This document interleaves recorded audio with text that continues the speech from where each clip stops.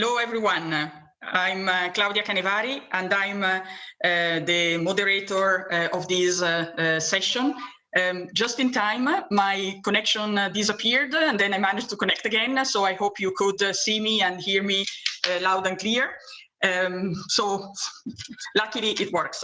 So in any case, I'm delighted to welcome you to this online EUSEW policy conference session on LIFE Clean Energy Transition sub-program.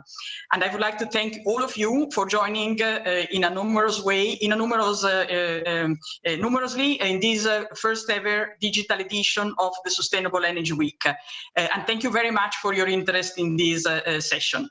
As you know, the session is dedicated to the LIFE Clean Energy Transition sub-program, which is the new component of the 2021-2027 LIFE program, and is proposed to support and contribute to the clean energy transition in Europe. And the sub-program will continue the successful market uptake projects that are currently funded through the Horizon 2020 energy efficiency part, that have been in the field already for quite some time. Remember that this support started already with Intelligent Energy Europe. And this is not just a little bit of history, but a way to underline the continuous importance that the European Union is giving to financing in order to support energy efficiency and the clean energy transition. Therefore, we would like to present to you the latest development, the new sub-program on the clean energy transition in LIFE. We would like to explain to you how we will support the EU energy and climate policies, including in the framework of the recovery package and, of course, of the EU Green Deal. So this is just a little bit of an introduction from my side, but before moving to our excellent speakers, I just would like to give you a few elements linked to technical and practical issues. It's a little bit of a challenge to hold this meeting virtually, so I think it's important that we know what, let's say, the framework is. First of all, the session is broadcasted and recorded, and the recording will be available short after the end of the session. So this is basically like it was in all the previous editions of Sustainable Energy Week. The second is that social media channels will be used only for comments. And you have hashtags referred to this session that are EUSEW2020, LIFE program, and clean energy transition. So please use them all to communicate your ideas, but as I said, only comments. And third, to ensure that the session remains as interactive as possible, we will use Slido, not only to provide us feedback on the polls that we'll be running, but also to facilitate question and answers. In fact, just to be clear, because of the complexity, we will not be able to give the floor to you to allow you to pose questions, but you need to ask questions with Slido. So please do that, and we will take them, hopefully as many as possible. And just to see whether this Slido works, I would like to test it with a couple of questions that will allow us also to know you a little bit better. So the first question is already on the screen, and it is, have you participated in Horizon 2020 energy efficiency projects? So please, I see that there are already many participants to this. I have a very small screen on my computer, so maybe I cannot really read the percentages, unfortunately, because it's very small, but I see that the majority seems to have, okay, so we have, thank you very much for the great technical support. So, so we have no 56, 53, so it's kind of, I would say, more or less half, but the majority, I would say, have not participated. Interesting, so that's good, because then you will have the opportunity of hear more about this and see whether you are interested and see how interesting it could be. So now we can move to the second question, which is, have you participated in the LIFE program? So again, this is for you now.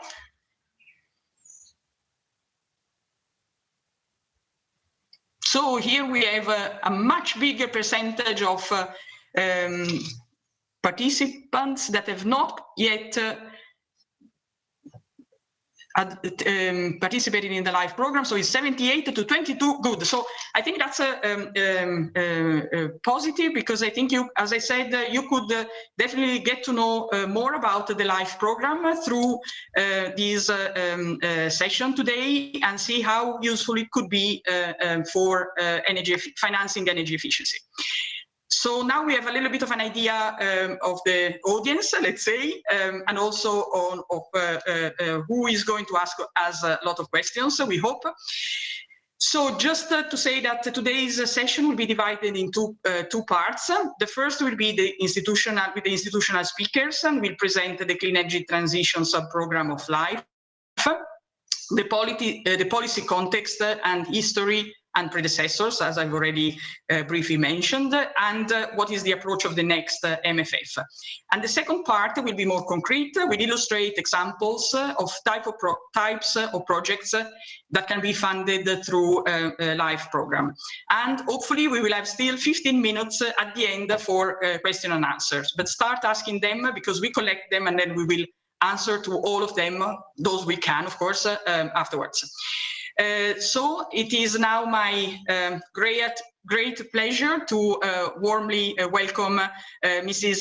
Dite Juhl-Jorgensen, the Director General of DG Energy. And Dite kindly agreed to introduce the session and to share with us her thoughts on the policy context and vision for further and future developments. So many thanks, Dite, for being here with us today, and the floor is yours. Thank you very much, Claudia. It's really a pleasure to be here. Good afternoon, everyone. I hope you've been enjoying European Sustainable Energy Week so far and have had good experiences. I'm still very impressed by how colleagues in the executive agency EASMA managed to put this together and turn it into a virtual event at short notice. So it really is a pleasure to be here. I'm particularly happy to be part of this session dedicated to the new sub-program of LIFE.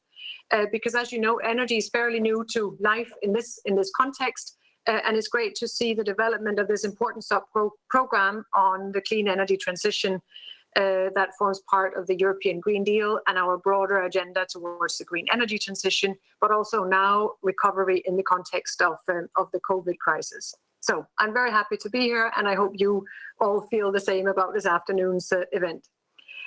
It's the first time that we have an opportunity to present this sub-program in the European Sustainable Energy Week for the reasons I just mentioned. I'm sure it won't be the last time that we talk about this, because we will, via this sub-program, be providing funding to clean energy during the next 7 years, and hopefully also beyond the next 7 years, when we will see significant changes in the European energy market and the European economy linked to green energy and green technology. This year's edition is exceptional, not just because it's virtual, as I said, but also because of the context that we are meeting in. We have been 3 months in lockdown or confinement because of the COVID virus. We have seen a significant impact on our economy. We've seen social impacts. We've, of course, also seen a significant impact in the energy sector, because energy demand has been halted and is dropping quite significantly as a result. Prices have been fluctuating, some are going down, and this might impact investment in the energy sector over the coming years. So we have some real challenges ahead of us, a new context, but and we have to combine our recovery, the way we address these challenges with the broader concerns we have, obviously, in relation to health as part of the COVID crisis, but also very much alongside and contributing to the fight against climate change, which is a global objective, but also very much a European objective, as set out by Commission President Ursula von der Leyen in the European Green Deal, and as supported by European heads of state and government and the European Parliament. So I think it makes this conference, the Sustainable Energy Week, all the more important at this time, and this particular sub-program of LIFE is important also in that context.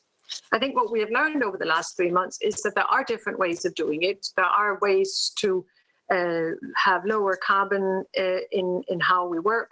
And obviously a webinar is a lot less carbon intensive than many flights across Europe or across the world. So we're learning some things there.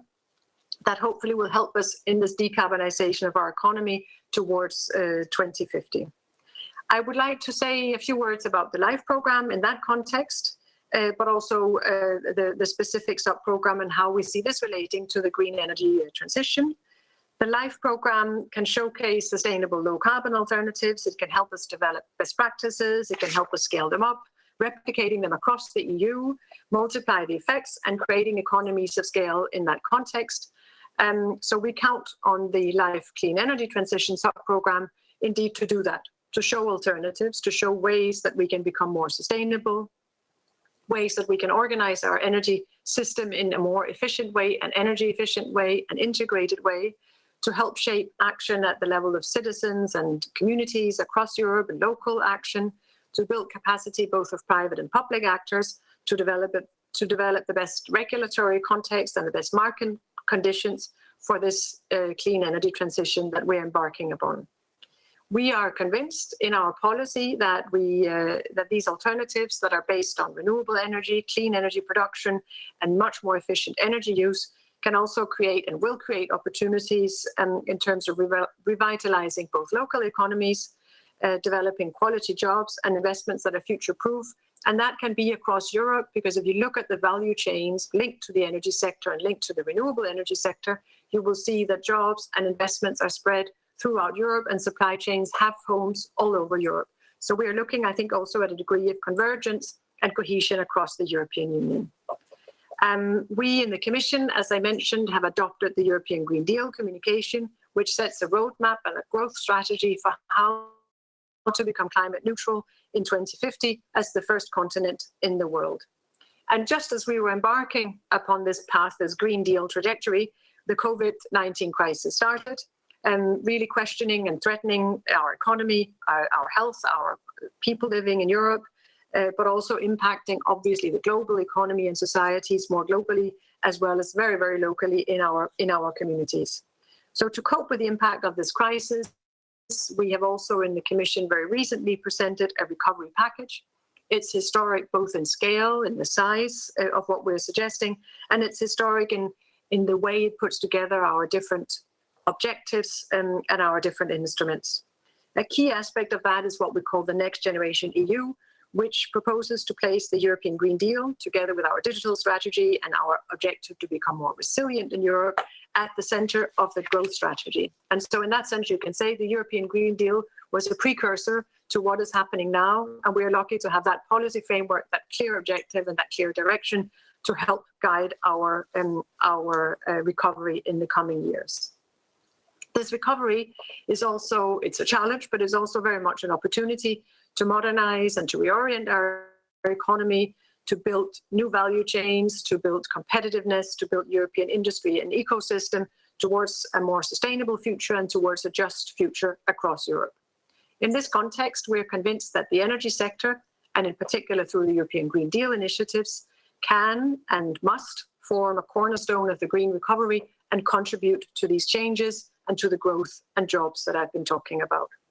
The LIFE Clean Energy Sub-Programme in that context will help both by supporting EU member states and regions to generate what is called the Renovation Wave, and we will be coming out with a proposal on building renovation after the summer, because we can see that in order to become clean and climate neutral, we need to lower our energy consumption, and the building mass is the largest, has a very significant energy consumption. So there's a lot we can do there across Europe, but again, very much locally as well.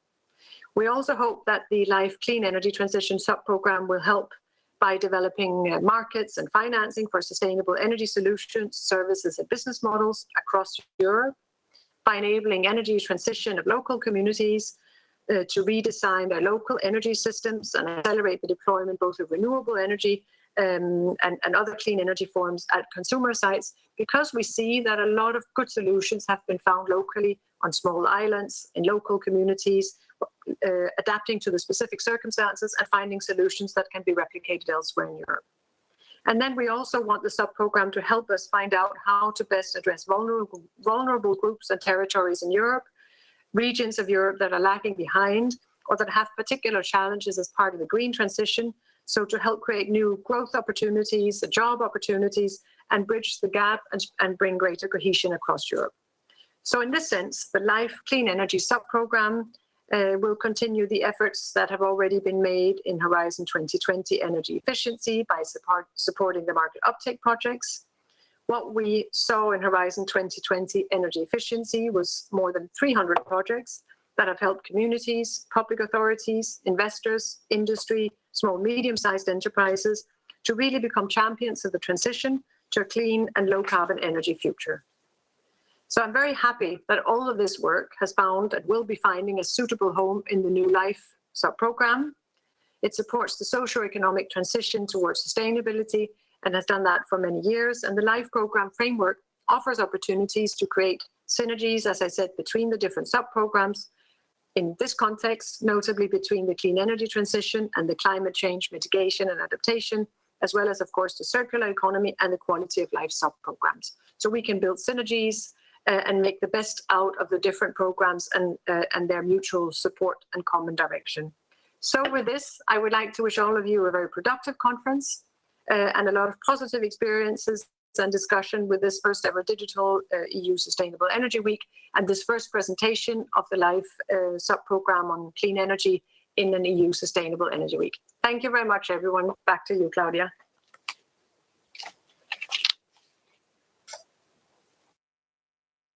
My microphone. Oh, thank you very much, Dieter, for this very enriching introduction and for putting life in the framework of what the Commission is doing, has been doing already, and how this could respond not only to the challenges linked to climate change, but also to the challenges we are facing today, and how this is, in a way, the right framework to address all these challenges, which are also opportunities. Thank you again. Now I would like to give the floor to Vincent Berruto. Vincent is the head of the unit dealing with Horizon 2020 for energy efficiency and will be dealing with LIFE in the future. He will tell us a little bit, and he has a long experience in this field, so he will tell us a little bit about how we came to today, how we came to have LIFE as the next program for energy efficiency. Thank you, Vincent. The floor is yours. Thank you very much, Claudia, and good afternoon to everyone. I think like Claudia and like Dieter, I'm very excited about this new clean energy transition program inside LIFE, because this program will boost the type of activities that we have been supported under Horizon 2020 to foster the wider use of sustainable energy solutions. So what I would want to do now in my presentation is to present to you what we have been supporting, the type of activities that received funding under Horizon 2020, which will continue under LIFE, so that it gives you an idea of the activities and the funding to be expected under this new program. If we move to the next slide. By way of introduction, on the next slide, you will see that a little recap on what the Horizon 2020 program is. So those of you who are not very familiar with it, it is the EU research and innovation program with a budget of about 80 billion euro over the last 7 years. And this program has been conceived in such a way as to address the main societal challenges. And obviously, one of these challenges is to secure a clean and efficient energy in Europe. And this is why the program earmarked around 6 billion euro to this energy challenge. And inside that challenge, a number of issues have been tackled. I mean, you see on the right-hand side that obviously some activities were dedicated to reducing the energy use. Other activities were more on the supply side, promoting and testing and researching as well new clean energy solutions. But we also had projects in between and taking a more holistic view at the issue, promoting smart energy system, promoting smart cities and communities, and also other activities that are helping Europe become carbon neutral by 2050. Next slide. One of the particularities of Horizon 2020 compared to its predecessor program is that it has put more emphasis on innovation, and in particular the market uptake of innovation. And you see on that slide there are three main types of grants that were given inside the energy challenge of Horizon 2020. Research grant to develop new knowledge, to develop new solution. Innovation grants that went into projects that demonstrate, that test new solutions, solutions that are more mature but not yet on the market. And we also have had support for coordination and support actions to improve market conditions and to foster the uptake of clean energy innovations. And these activities, which we refer to as market uptake actions, have on the one hand, facilitated the policy implementation, but also raised the energy skills of the different market actors, and also mobilized large-scale investment into sustainable energy. That's a very important aspect of all these activities. This last type of activities, the coordination support actions, or market uptake actions, if you want, will continue after 2020 inside the LIFE program, whereas research, the innovation actions will continue into the successor program to Horizon 2020, which is the Horizon Europe program. And today we will focus very much on the LIFE program and so on the coordination support actions. Next slide, please. So which parts of the energy system have these market uptake actions been focusing on? On this figure, you see the budget that has been allocated to the energy challenge for its main areas: renewable energy, energy system, energy efficiency, smart cities and communities. And you see for each of these areas, the share of each type of action. So in gray, you see the innovation actions. In yellow, you see the research and innovation actions. And then in light blue, you see the market uptake actions. Two things that we can see on that graph. First of all, the market uptake actions represent roughly around 15% of all the actions that have been supported under the Energy Challenge so far. And the second thing is that we see that the most of the money for market uptake projects has gone where there's more need for this type of activities, namely energy efficiency. Next slide. If we now focus exclusively on market uptake actions, so as I said, the main focus was on reducing energy demand. Since 2014, we have given grants to 236 energy efficiency projects. We've also supported large-scale initiatives like the European Sustainable Energy Week. And that's an initiative which is one of the market uptake actions, and this is paid under the Horizon 2020 program. But we also had other initiatives like the Sustainable Energy Investment Forums in the capital to help stakeholders network and reflect together on how to stimulate more investments in energy efficiency. We had the Covenant of Mayors Investment Forum organized in February. Some of you may have been there as well. It was one of our last real on-site events. A typical market uptake project is around 2 million euro, which pays all its cost. We're not paying for hardware. We're only paying for people working together. So we used to say that we're not paying bricks. We're not paying bricks, but we are paying brains. Most projects last for around 3 years, and their subject is always tied to EU energy policies, which doesn't prevent them from addressing a wide range of issues. And that's what you will see in the next slide. I've put on that slide the results of last year's call, where you see that we had last year 43 projects supported, market uptake actions supported under this call. We had projects addressing energy efficiency in buildings. That's a very important subject, of course. There we had projects stimulating the renovation of buildings, but also projects raising the energy skills of the building workforce. But we also had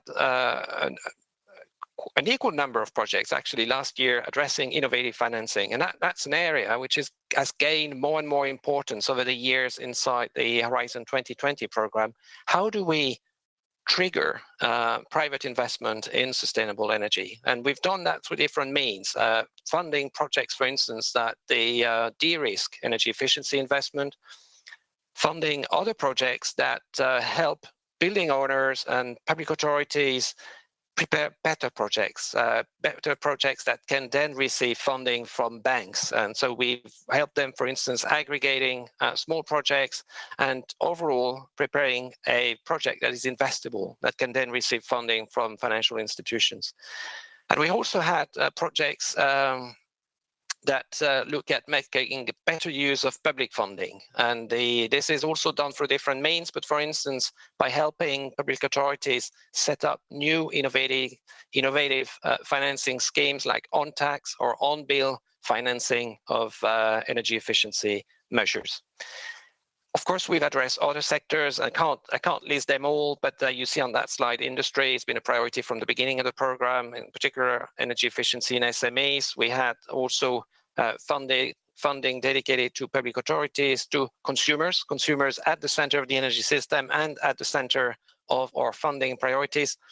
What we didn't have are pure transport activities, because these activities got funded under the transport challenge of Horizon 2020. On the next slide, you can see that not only did we have a lot of different subjects, but we also had a wide range of actors.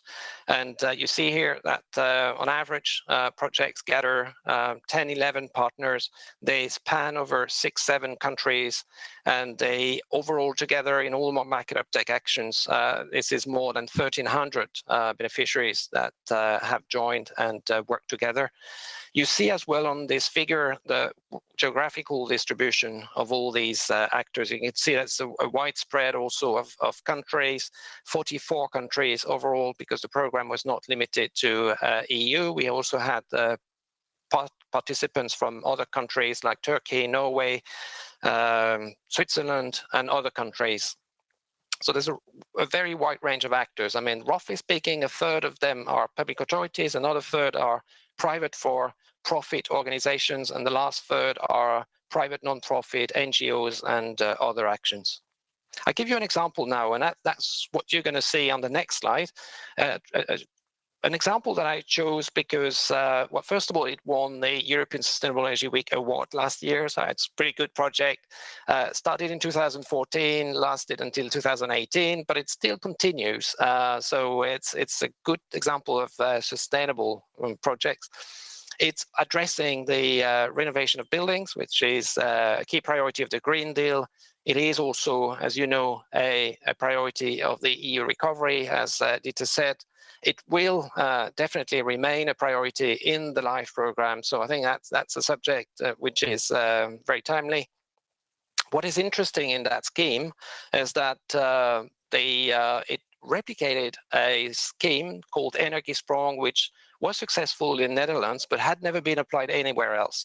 And so with the funding from the project, the beneficiaries were able to expand that experience to France and the UK and test the scheme there. And the scheme is interesting because it's a renovation to net zero energy level. So that's a really deep renovation. It's an integrated service. So it's not only looking at the technical aspect, providing a solution that they scan the facade, prepare a prefabricated module that integrate renewables that is then plugged in the house, but it's also providing the funding for it. And so with a paid from saving contract, the scheme provides the technical and the financial solution for the renovation. It's also a renovation that is being performed very fast in less than a week, and savings are guaranteed, very important, for 25 years or even more. You will hear about many different projects today in this session, 3 more projects, and perhaps more will be mentioned in the Q&A session. But in my next slide, if you have an idea for a new project and you cannot wait for the LIFE program in 2021 and you want to apply, then be aware that there's a deadline coming very soon on the 10th of September. We've got 64 million euro available for that deadline, many different funding topics, but out of this budget, 56 million will be allocated to market uptake action. So if you have an idea which fits with what I've described, then there's probably an opportunity for funding inside that call. If not, you will have to wait for next year. If you need more information, that's my next slide, please. You can find more information on our website. You can also find there what we call the Energy Efficiency Data Hub, which gives you all the beneficiaries that were active in our program and information about their projects. So that's a good source of information if you're planning to apply now, or if you're planning to apply under the successor program, which will be the Clean Energy Transition sub-program on the LIFE.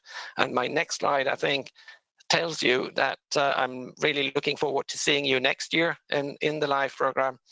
And in the meantime, I wish you an excellent session. Thank you very much. And Claudia, the floor is back to you. Thanks.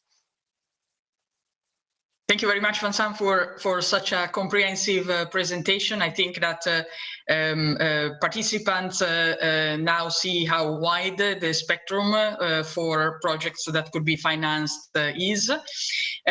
So now the next presentation is by Margot Pinot. She's in my unit, so the Energy Efficiency Policy and Finance unit in DG Energy, and she is, in fact, I think, the soul and the soldier of LIFE in DG Energy. She's been really working to build this clean energy transition LIFE sub-program.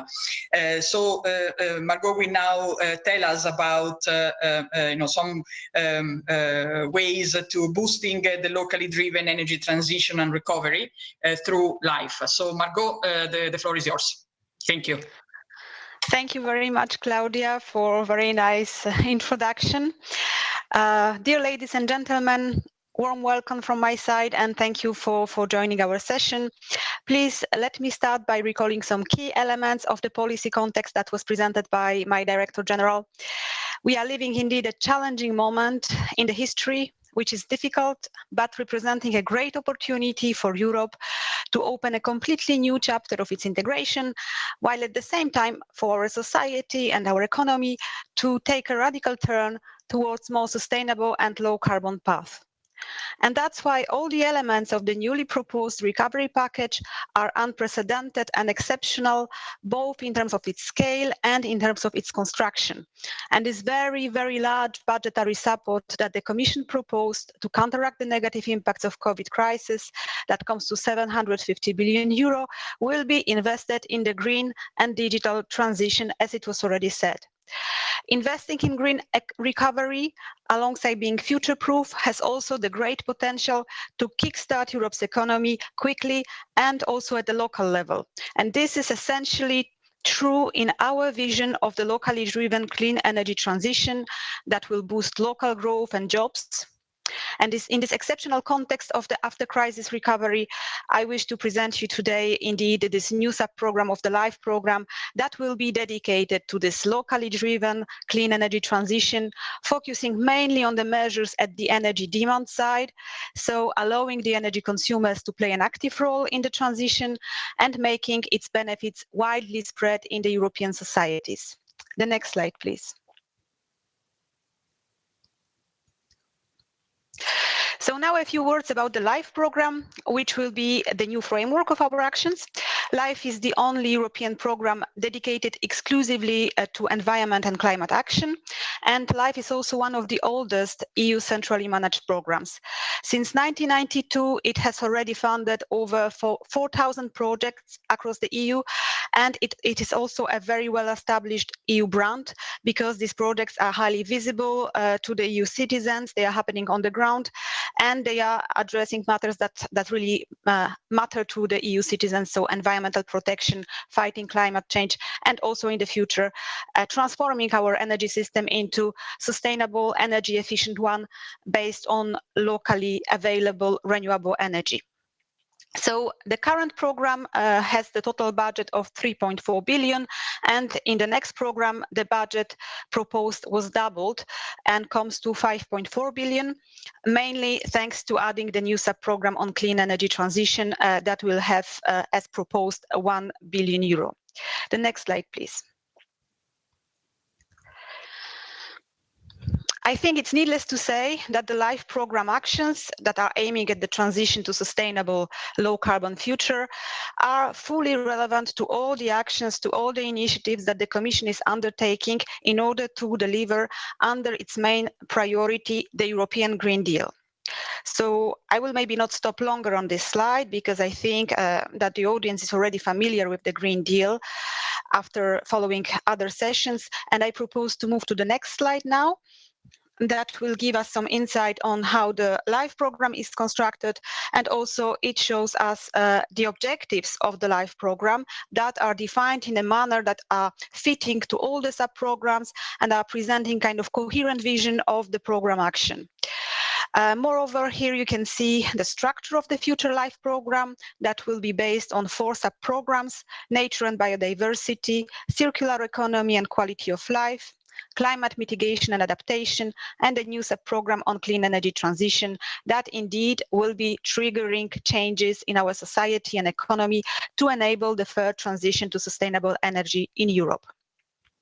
And this it will be doing essentially by removing market barriers from the clean energy technologies, products, services to be rolled out on the market, mobilizing investments, improving skills, raising awareness of consumers, and empowering energy consumers to take this active role in the energy transition.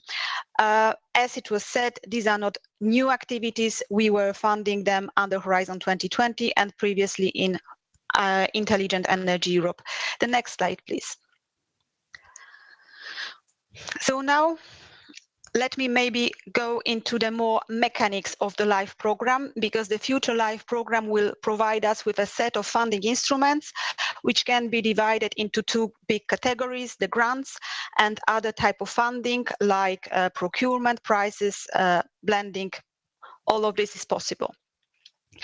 What is very specific for LIFE is the typology of grants that are varying depending on the approach, objectives, and also that will be linked to the different co-funding levels.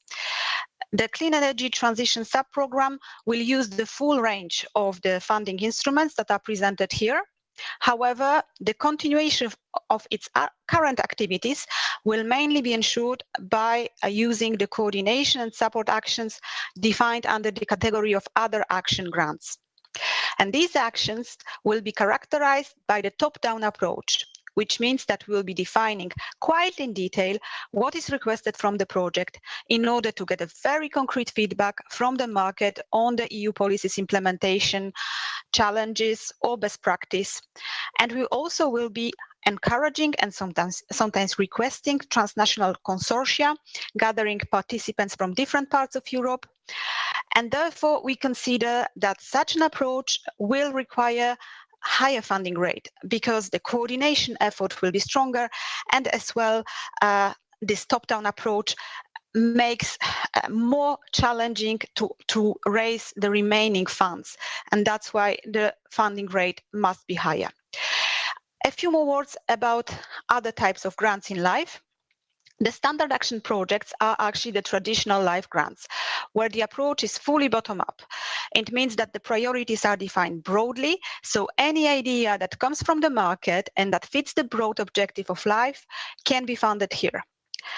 Therefore, the co-funding rate can be lower because the remaining co-financing is relatively more simple to be organized, and also the transnational element is not always required. Sometimes it can be a plus, but it's not always requested.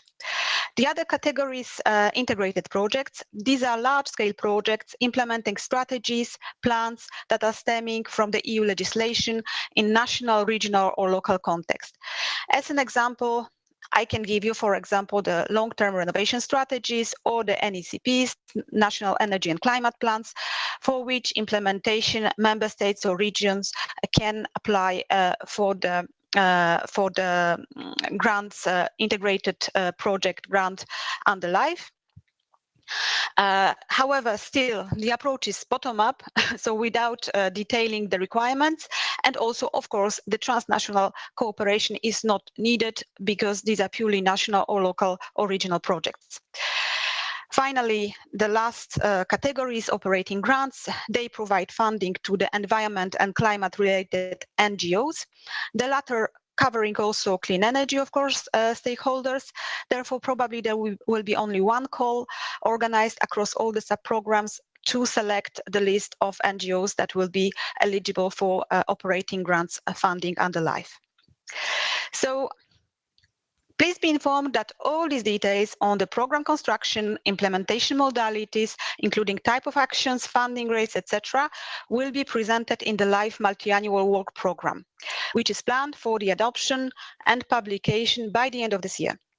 However, and what is important in difference to Horizon 2020, the specific call topics and their requirements will be defined on the annual basis in the call for proposals. The call for proposals will be open in January and closed somewhere in autumn with the submission deadline for proposals. And like this, in the call for proposals, all the technical details and also thematic, let's say, coverage of our funding priorities will be detailed, while the multi-annual work program will provide the general framework, the toolbox, and as said, the construction of the program. The next slide, please.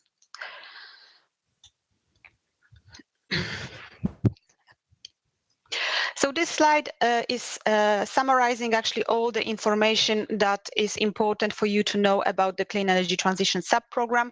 This was already said, so I will not stop longer here. Just to highlight that indeed we have the tentative budget that is proposed of €1 billion for 7 years to fund clean energy transition, that the LIFE program will be implemented through 2 multi-annual work programs, one covering the period of 4 years, and the second, the 3-year period until 2027. And of course, we are currently working on the first work program, which is under development, and as said, should be published by the end, should be adopted and published by the end of the year. The next slide, please.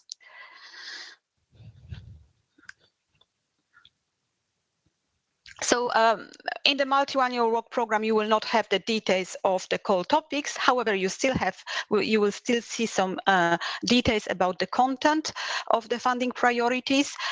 These will be the intervention areas that will be defined broadly. And for the clean energy transition, we defined 5 intervention areas that we would like to address based on our identification of the main transition drivers. So the drivers that we identified for the clean energy transition are policy framework that need to be set up and for which LIFE program will help at national, regional, local level, and also multi-level governance in order to have a consistent framework, policy framework, regulatory framework for the clean energy transition implementation.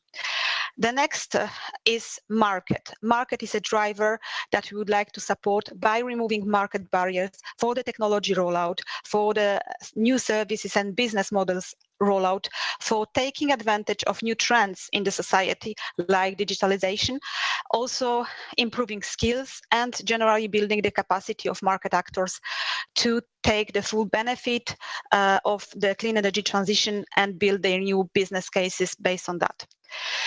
The third driver we would like to address is the financial markets.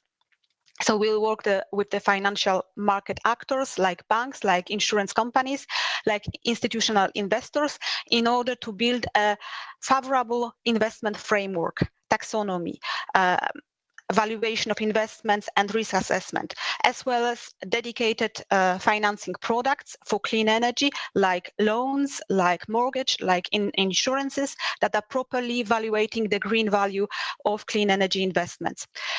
The fourth driver we would like to address are indeed the projects that will be happening on the ground in local, regional, national context. What is challenging when we are addressing the demand side in energy is the distributed nature of projects, the small scale and very distributed. So we need to aggregate them, and we need to help project promoters to aggregate these projects in order to create a critical mass and big pipeline to make a real change on the market and in the energy system. As the example, if you consider, for example, demand-side flexibility on the individual basis, it does not represent an interesting asset for the energy system. But once aggregated, then it's a value, and it's also an asset to make a change in the system operation. So this is how we will support aggregation of small-scale demand-side projects to make a change on the market. And finally, the last driver is empowering consumers, because indeed we see the clear active role of consumers in the clean energy transition, and the European legislation gave already a lot of rights to consumers, and now we need to make sure that this is rightly implemented on the ground. The next slide, please.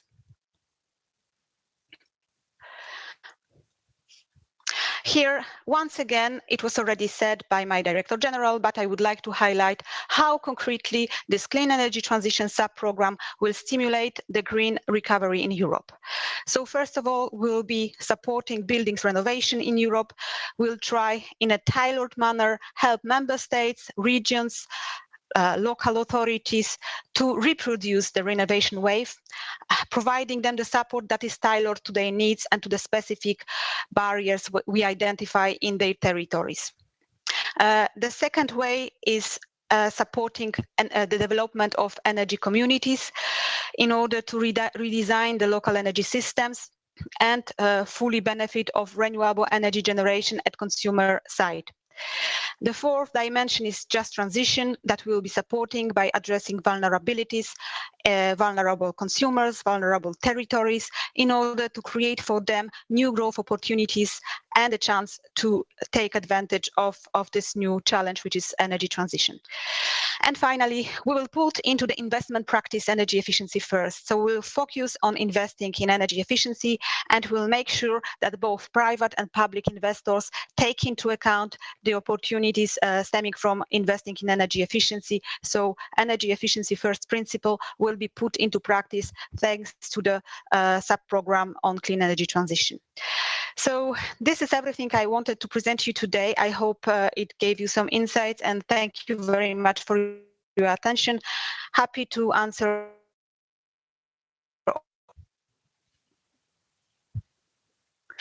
Thank you very much for the very complete presentation, Margot. With this part on the, let's say, institutional setting, you heard that the new LIFE sub-program for the clean energy transition is not something that arrives in an empty space, but is just continuing activities the Commission has been carrying on for quite a number of years. So we are building on this experience, but at the same time we are developing new features that hopefully will make the program more effective and more responding better to, let's say, needs and requirements. So I just would like now to, let's say, start the second part of this session, which is the part more, let's say, kind of hands-on experience. We will have presentations about projects. And the first one will be done by Mrs. Waltraud Schmidt. She is the head of the Energy Center in the Urban Innovation Vienna. And she will present the project Reno Booster. And Waltraud knows all these issues very well. She was in Brussels also working for institutions for some time, so she also saw the other side, so it will be quite interesting to hear her experience. Waltraud,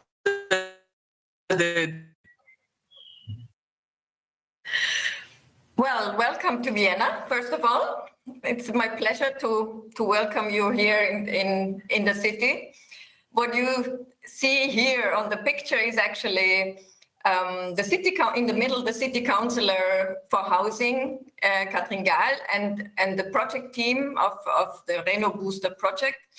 and the sounding board, which we have, which is a board of experts who is actually really very valuable addition to all the expertise in the consortium. If you go to the next, please. I mentioned the consortium, and just it's a mixture of institutional big players, I would say, and expertise from energy and building sector. And on the institutional side, it's first of all the coordinator, which is the city of Vienna, together with its major fund for housing, for new construction and urban renewal, Wohnfonds Wien. And on the other side, if you like, from the institutional setting, it's the Austrian Real Estate Association, which is the largest voluntary association of building managers, but also of large private homeowners. And in addition, we have expertise from Umweltberatung, E7 and 17 and 4, and a very valuable asset also. We have one of Austria's leading social research institutes, SORA, on board, because we wanted to really better and well understand the problems of homeowners, and in addition, how to communicate with them in an appropriate way. You might wonder, where are the international partners? In this case, this is a project from the call 2018, and this specific priority was actually for could have been submitted as local consortia only. So from one country, even from one institution.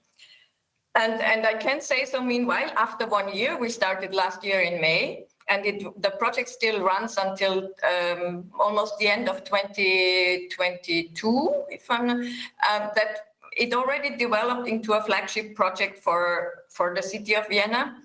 And several times we were already saying that if we wouldn't have it already, we urgently needed to create something like that. If you go to the next slide, please. I wanted to start very bold by just saying neither the homeowners nor the construction industry are really ready for this renovation wave. And then more also in the direction of the European level and the national level, there will also be never any wave if there will not be substantial legal improvements. So, and in my opinion, they have to come first. Otherwise, we continue working on drops. And with this, I go to the next, please. The Vienna setting. Vienna, altogether about 990,000 dwellings, of which the city itself owns 220,000, so a substantial share of more than 20%. And another 200,000 are actually owned by limited profit housing associations, which in other contexts you might refer to social housing, is not the same here in Vienna. And something else to remember is 350,000 of those have individual gas boilers, which we all have to remove to come to, if we want to reach the 2050 carbon neutral buildings.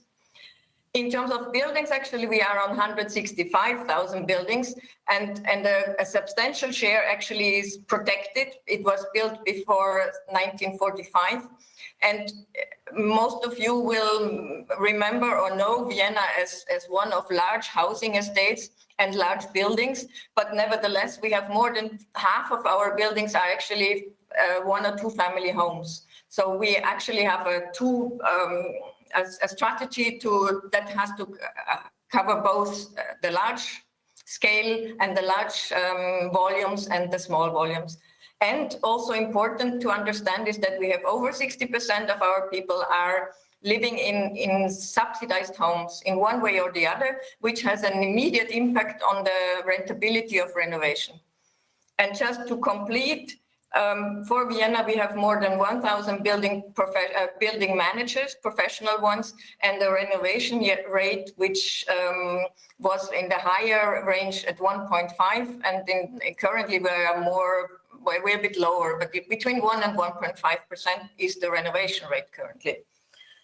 And maybe just before I start, one thing more on the why is the legal thing so important. We just learned from another Austrian city and from another actually European project where large-scale renovation to passive house standard was done, and they proposed to the homeowners new modern systems and to remove the gas boilers, and they proposed to finance everything.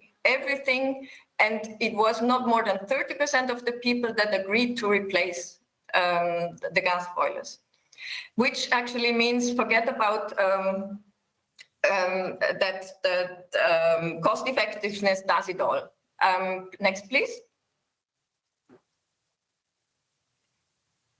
So nevertheless, our immediate target of this project is to create a one-stop shop for home renovation. This comes out of the Article 2A from the Buildings Directive and from the long-term renovation strategies.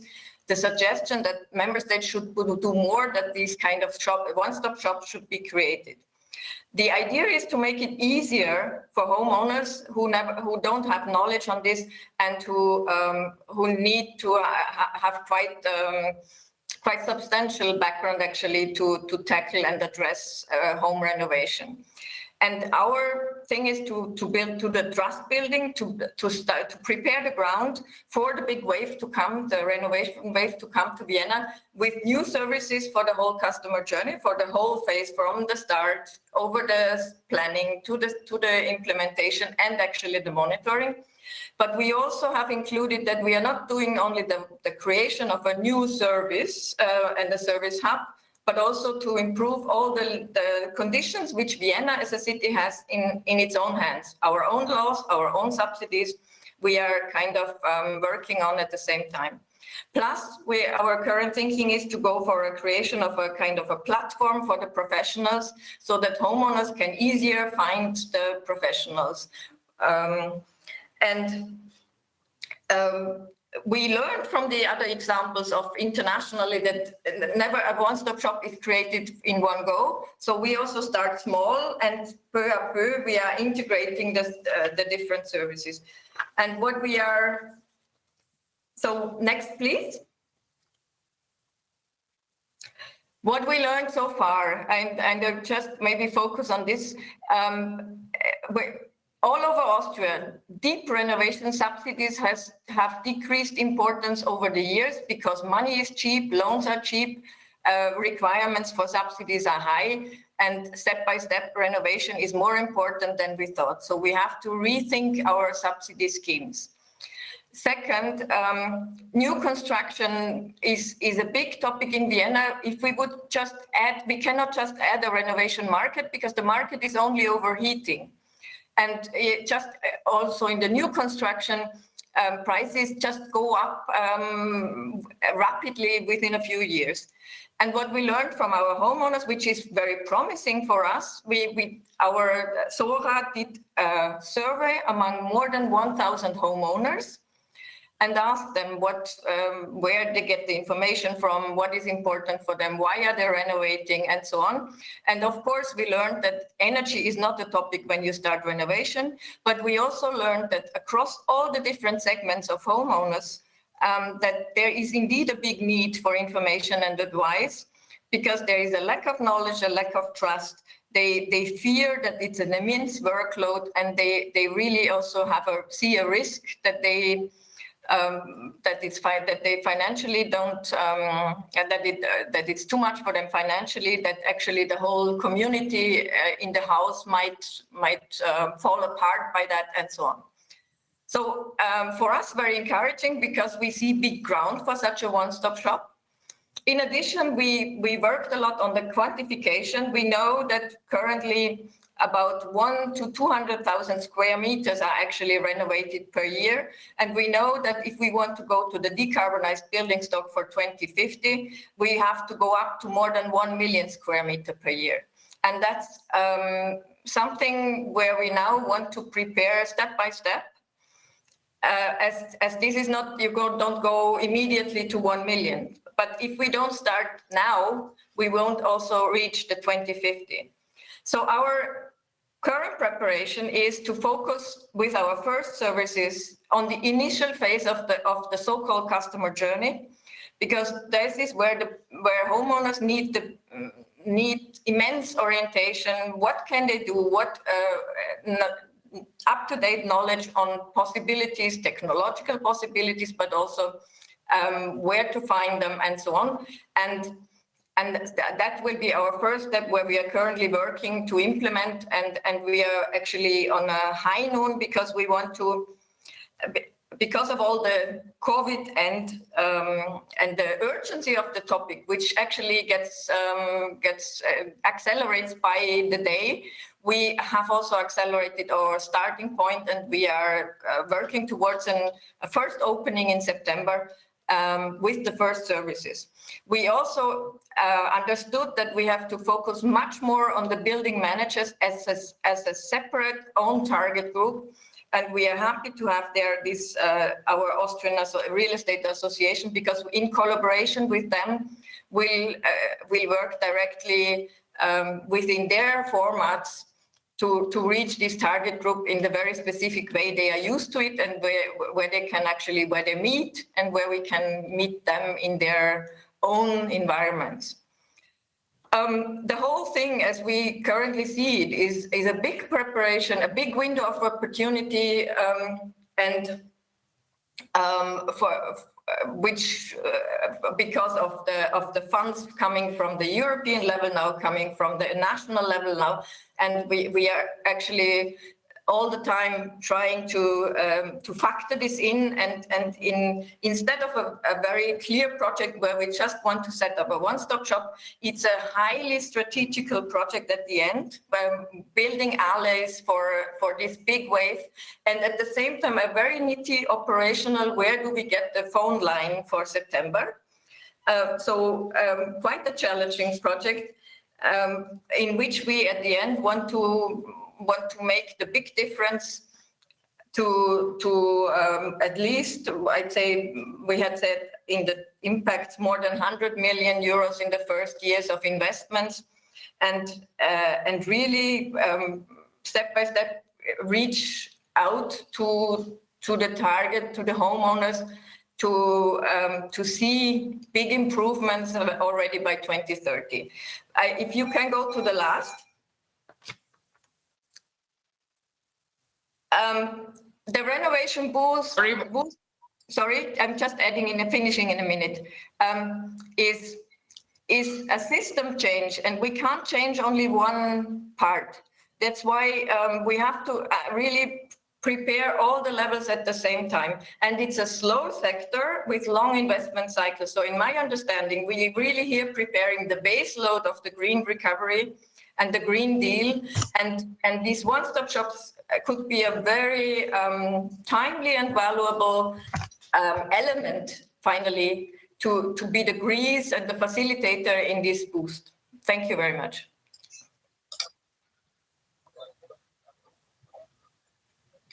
Thank you very much, Waltraud. It was a little bit beyond the schedule, so let's try to see whether we can catch up a little bit with these with the next presentations. But thank you for giving an interesting overview of your experience with these important buildings-related project. The second project that will be presented today, Be Real, is focusing on structural measures to increase the renovation rate, and it was funded under the current LIFE program, and will be presented by Mr. Roel Vermeiren, project leader of the residential renovation strategy from the Flemish Energy Agency. Roel, the floor is yours. Thank you. Thank you very much. I'm very happy to give you a short overview of the LIFE Be Real project and the encouraging opportunities the LIFE program offers us to speed up the residential renovation strategies of 2 regions here in Belgium. Next slide, please. So let's start with a few words on these renovation strategies with the scope 2050. So in our projects, the Walloon and the Flanders region strategies are included. We also have the Brussels region, but they are not the structural partner in our project yet, but we try to implement them as well. So in these two regions of Flanders, basically the north part and the south part, we have over 4.5 million dwellings. And these dwellings are good for over 14% of the Belgian greenhouse gas emissions. So we set up a 2050 goal for the residential energy use. It's also part of the long-term residential renovation strategies. Basically, we go for a decrease in the energy consumption by 75%, also a reduction corresponding in the greenhouse gas emissions with 80 to 95%, and obviously as much decarbonization as possible. So this is not easy. This will cost a lot. And it's also very special because we have to meet with very, very high numbers of decision makers. Basically, all building owners are implemented in these schemes. Next slide, please. So given this long-term renovation targets, and given the actual low home renovation rate that we are experiencing right now, not only in our country, but throughout Europe, and the poor energy performance of the houses, and the fact that few citizens are on board yet, because we have renovation rates that are too low, these things gave us the reason to speed up our regional renovation strategies. We developed them in line with Energy Efficiency Directive and the Energy Performance of Buildings Directive. But that's the easy part. It's always easy to make up a long-term strategy, but then you have to implement it in practice and come up with these first measures. And then, we noticed that we need to speed it up and to learn maybe from other regions and countries how they're doing it. And that's why we applied first time in 2016 for a LIFE integrated project budget. Our first submission didn't meet the quality standards, but we got very good feedback. And especially good guidance to try a second time. So that was within the call 2017, and then our approval was our project was approved.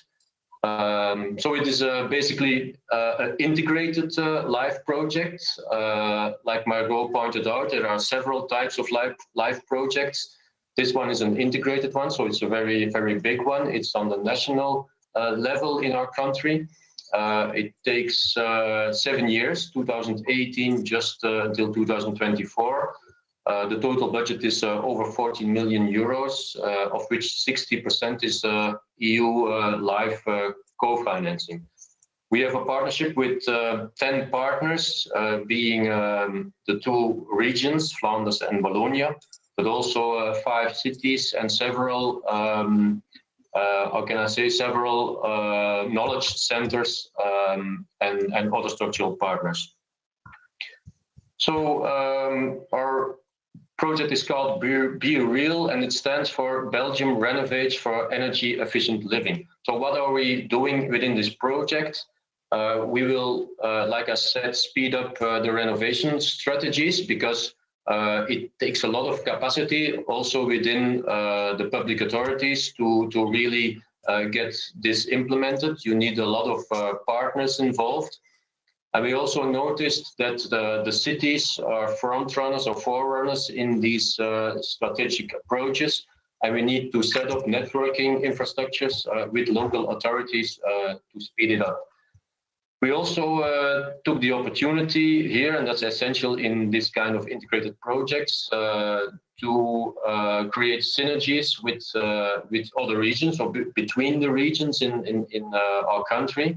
And that's very, very inspiring, and we can learn a lot from each other. And that's also the case in the exchange we set up at the regional level, the national level, and also at the international level. Next slide, please. So in this picture, you see for the Flemish region, the actual situation on the housing market. It's just showing the spread over the labels of the energy performance certificate we have right now. And at the right side, you see in green the labels A and A+.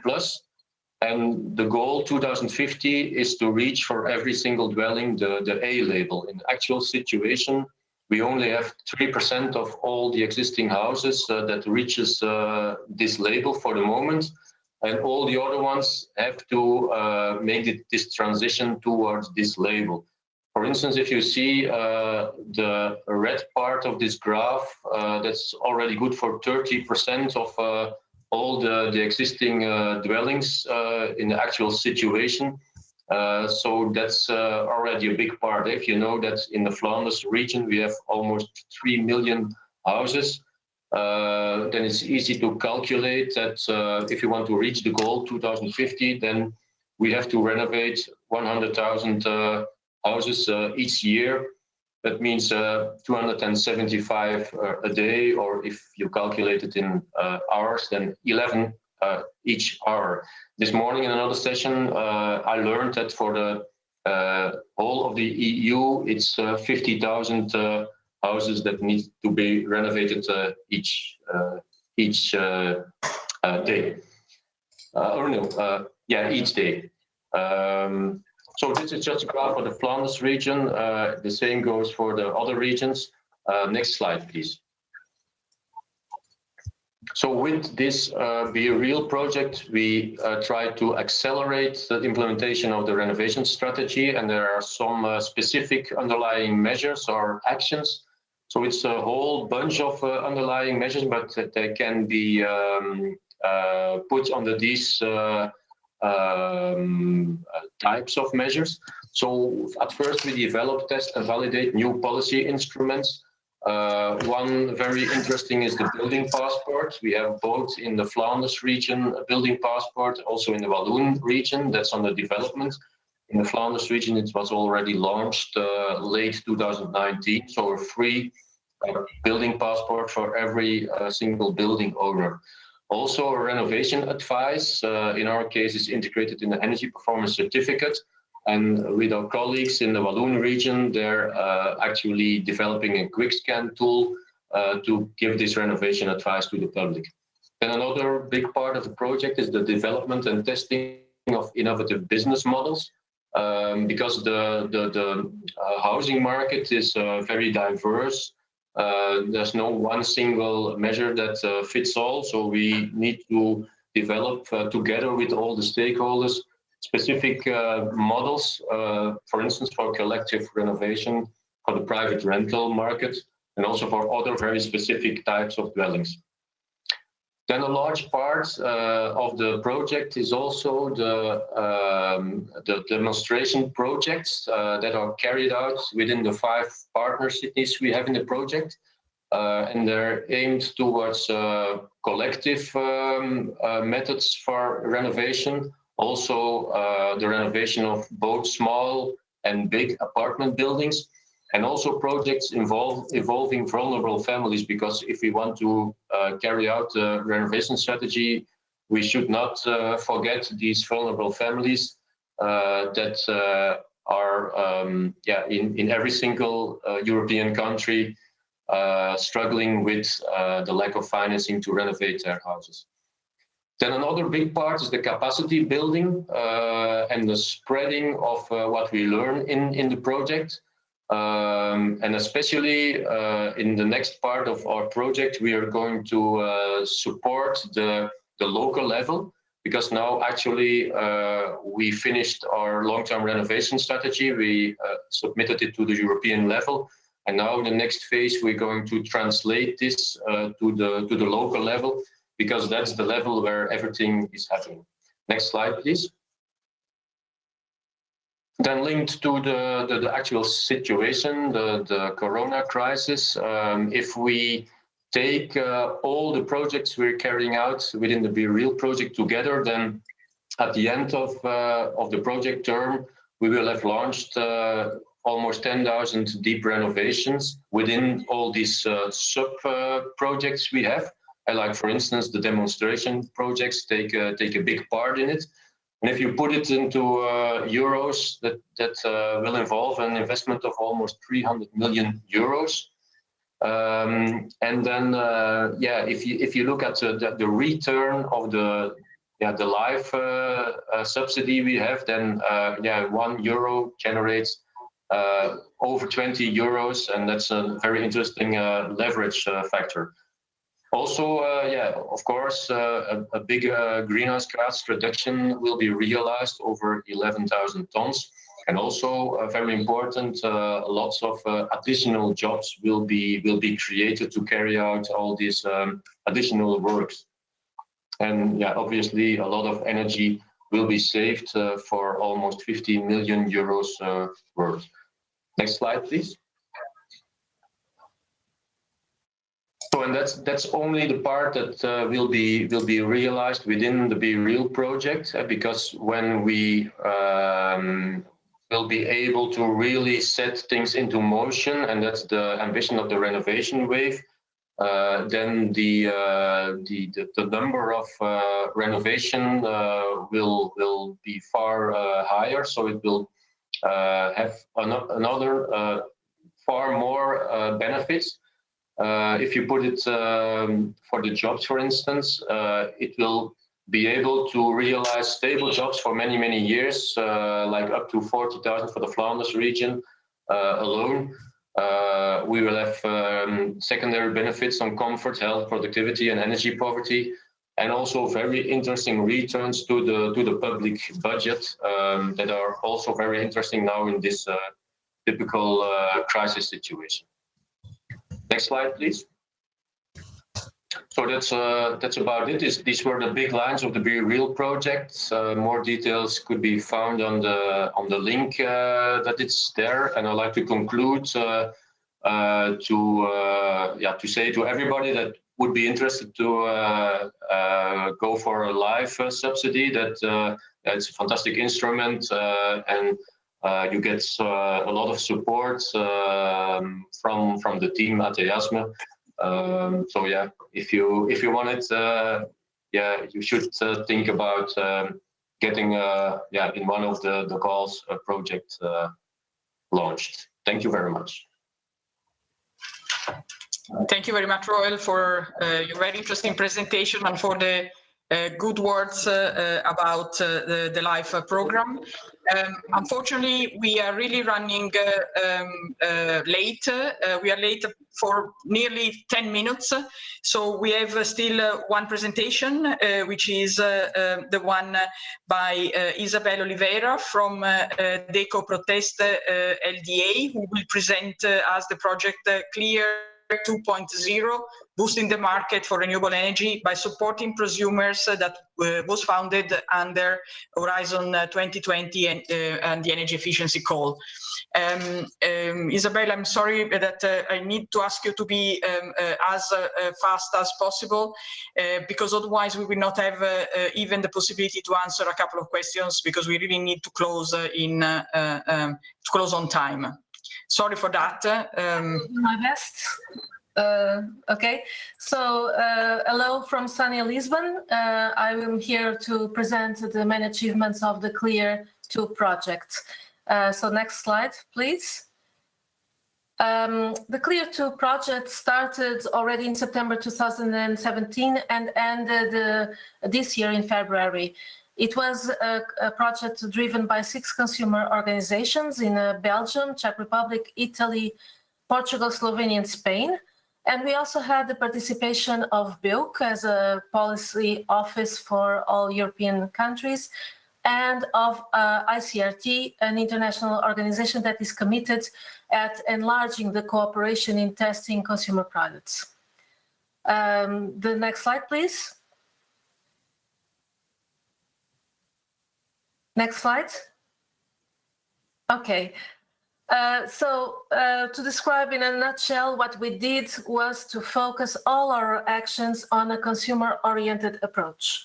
So first, we asked consumers in all participating countries regarding their motivations and the triggers to adopt renewable energy systems, and also energy efficient products and habits. We launched and promoted several decision-making tools and general content, and this was to clarify global concepts for the more skeptical consumer. We also created online communities in 4 countries, allowing consumers to ask questions and get answers from experts in our organizations or from even other consumers who had already practical experience in this specific matter.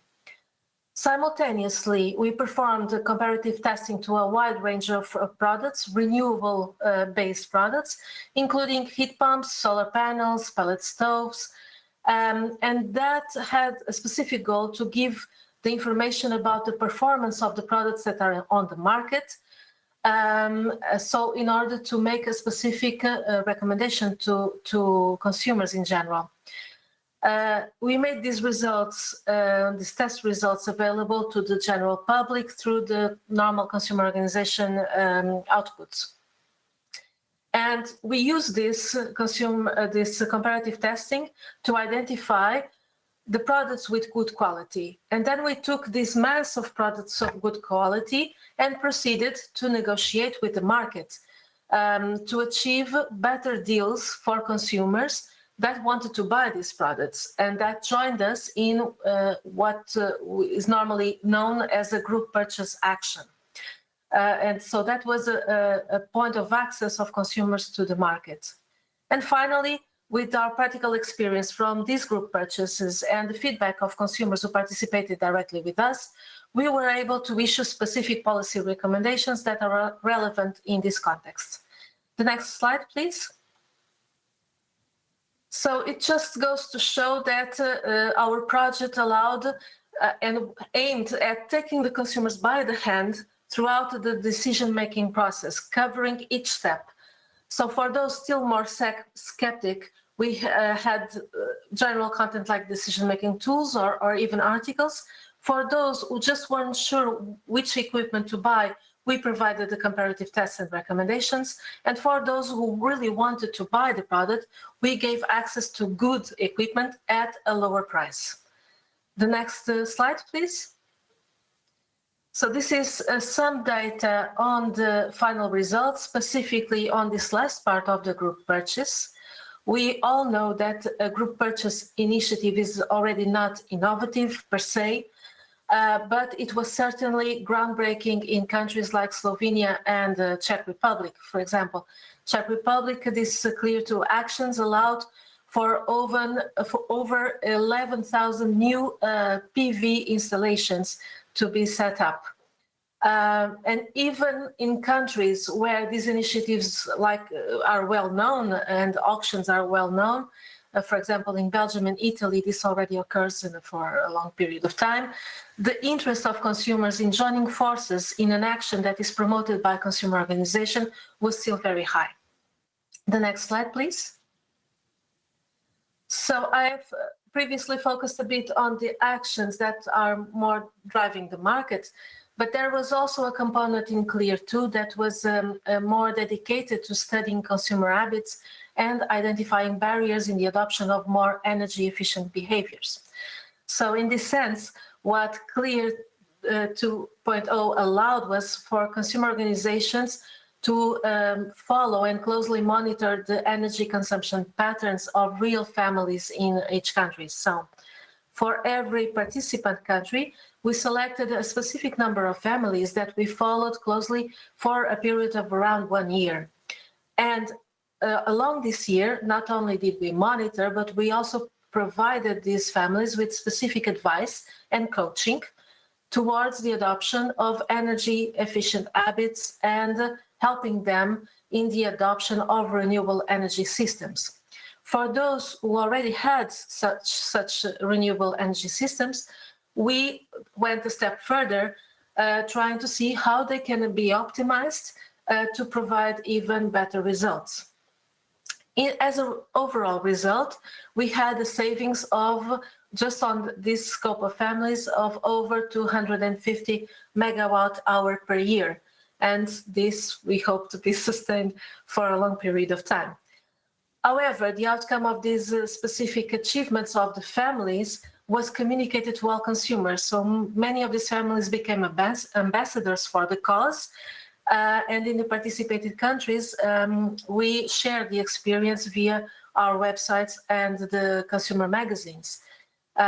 So, of course, the goal was to reach as many people as possible who could identify with the consumption pattern of the families that we had monitored. The next slide, please. The experience with the group purchases and the behavior of the consumers who participated with us in this monitoring task gave us really specific insight that we shared at policy level. And we came up with recommendations that can be grouped in the three specific areas. One area towards regulation, other regarding access to equipment, and the access to equipment either being by finance or means of price reduction, and the need for the better information to consumers. In this case, we issued through BILC a policy paper that was provided also as a comments in all the energy package regulation that has been coming up. And it was a specific participation coming from the clear to experience. So in a nutshell, this is the global tasks that we were able to do with this specific project. And of course, it is something that allowed consumer organizations that normally would not have the possibility to give such a large scope on these particular aspects of habits of use and also of adoption of renewable energy equipment. And it also, as a final conclusion, gives us more tools to achieve better solutions in the market. The group purchases were really an example of this, where not only we provided means for consumers to adopt these equipment and really to install them, but what we noticed as well was that there was an indirect effect on the market, because many times when we launched a group purchase, what we saw is that competition on the market players was very active, and on the next day we would have other options in the market that were similar or at least the same level of price of the negotiation that we had achieved. So in a way, our actions were also triggers to develop a more accessible market for consumers. That was it in a nutshell. Thank you very much, Isabel, for having shortened your presentation, and apologies for that. Unfortunately, it's already 3:30, so we don't have that much time as we wanted to for the questions. There were 15 questions, so I hope that for the first ones, at least, or to some of them, some answers were in the meantime received. And in any case, you have all the contacts, and you can contact us separately if you still don't get an answer from our side. I suggest we only take 3 questions, which are the ones that were that got the highest number of votes. So one is, will the framework of new LIFE project change, for instance, the share of EU financing? And then, will it be possible to blend the LIFE with InvestEU financing, notably in the framework of the recovery plan, for example, for building renovation projects? And finally, will there be a minimum of 3 participating member states? And I give the floor to answer to Margot Pinot, who will take the 3 of them. And hopefully she will be able to reply in 3 minutes, because then we need 1 minute to conclude. Thank you, Margot. Thank you, Claudia. Can you hear me? Because I'm connected with a different device now. Okay, great. So quickly, because I think that partially we replied to these questions in my presentation. With certainty we will be able to reply once the multi-annual work program will be adopted, because until then these are only, you know, internal developments, and the work program has to be consulted with the program committee, adopted and published.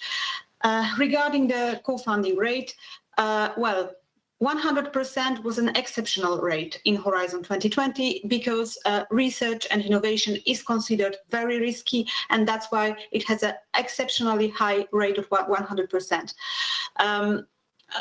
Normally, grants do not allow 100% because there must be part of co-financing coming from the partner. That's the difference with procurement or other actions. However, we consider, as I presented to you, that due to some characteristics of our projects, like transnationality, like the top-down prescriptiveness of what is required, those projects indeed require high level of funding, and we are aiming at that, but maybe not 100%, but something close. The question whether the new LIFE program will be different, the framework will be different from what? From the old LIFE program or from Horizon? In any case, in my opinion, it will be different because we are evolving, because we are improving those programs, making them, I hope, more simple, and also streamlining and standardizing the programs across the whole portfolio of programs. So harmonization is one of the objectives. So yes, it will be different, but many type of projects, type of actions you will still find in LIFE as they were funded previously. 3 countries participation. This is not a rule in LIFE like it was in Horizon 2020. So we will be flexibly setting this requirement depending on the topic, depending on the funding priority. It might be requested depending on what we are addressing, but maybe not necessarily 3 member states, maybe more, maybe, you know, a kind of a representative bunch of different parts of Europe in order to, for example, encompass all the climatic conditions. This will be really defined in the call topic text. But there is no such a rigid rule that is imposing participation of 3 member states, 3 entities from 3 member states in LIFE. The blending is something that is possible because the draft regulation of LIFE has 1 article allowing the blending with InvestEU. So indeed, this is something we will explore now, but we need really some more time because, you know, the next generation EU package just was published a few weeks ago, and we now need to a little bit digest it and see what to do and how to link the actions, how to create the synergies, and but basically it is possible. It is possible. And thank you, Margot. Margot, sorry, I needed to because we are going to be cut in 1 minute. Sure. So that is, I'm very sorry to cut you in this way, but I hope the message has already been passed. I just would like to thank all the participants. Thank very much all the speakers for their very interesting presentations. I hope these brought a lot of insights and inspiration in all the participants. If you have additional questions, let us know. We will be happy to reply. And with this, we are closing. And thank you very much, and have a very nice day, and take care. Bye.